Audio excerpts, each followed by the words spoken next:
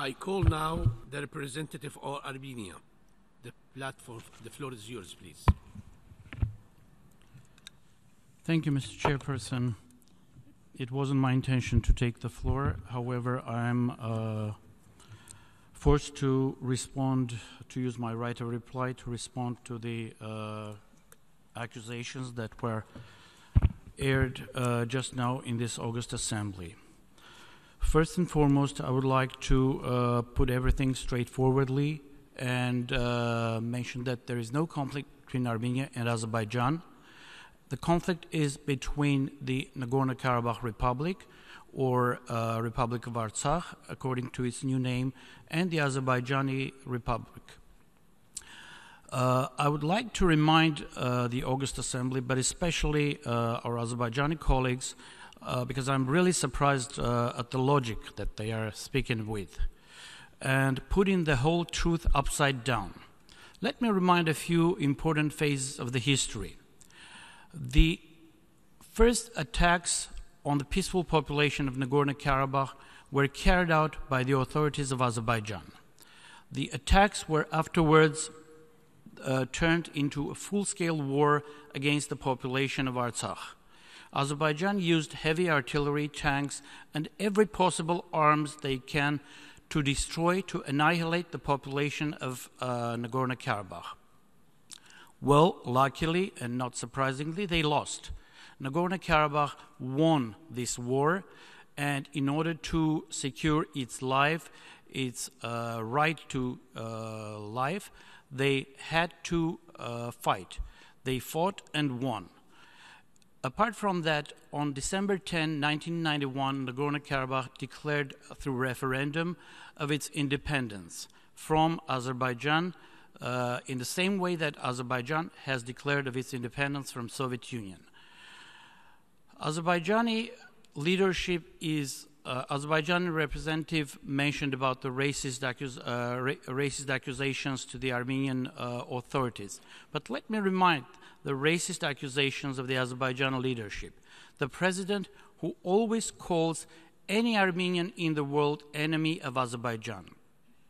They are changing the situation by turning into a victim and putting the whole blame on Armenia or Armenians or anything Armenian in the world. But let us look at the current militaristic preparations by Azerbaijan. The constant shelling on the border with Armenia, the constant shelling and sniper firing on the Nagorno-Karabakh contact line, these are the true faces of Azerbaijan. Nagorno-Karabakh has never been part of Azerbaijan and will never be part of it. It is an independent republic with full-fledged government and much more democratic institutions that Azerbaijan has in its own country. Azerbaijan should remind itself of the UN Charter and remember that the aggressor, first and foremost, is Azerbaijan. The whole thing has started because of Azerbaijan's aggression against the people of Nagorno-Karabakh. Myth of genocide?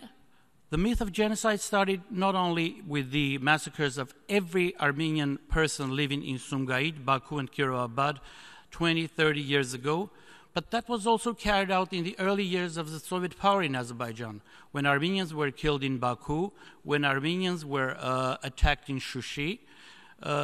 So there is a real threat for the people living in Nagorno-Karabakh. That is why no Armenian, and actually no any other ethnic minority, would be willing to live under the occupation of Azerbaijan. Everything, whatever is said by the Azerbaijan representative, is false. Let me at least address one particular issue. Tens of thousands of Armenians living in Azerbaijan, false. The ECRI, the Council of Europe ECRI, has mentioned on numerous occasions through their visits and through their studies of Azerbaijani population that there are maximum 20 to 30 Armenian people living in Azerbaijan in mixed marriages. The words of the representatives of Azerbaijan, whether in this hall or whether back in Baku, never correspond to the realities on the ground.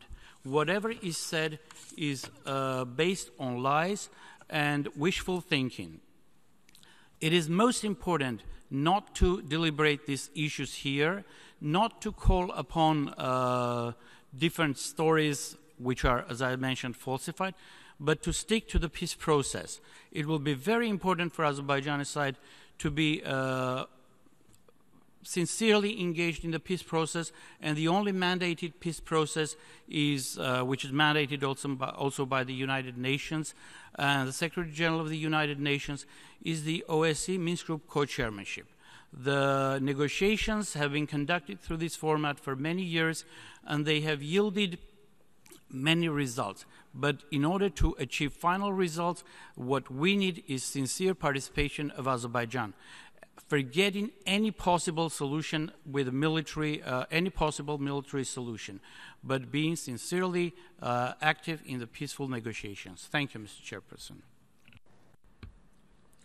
I now call on the representative of Azerbaijan on a second intervention.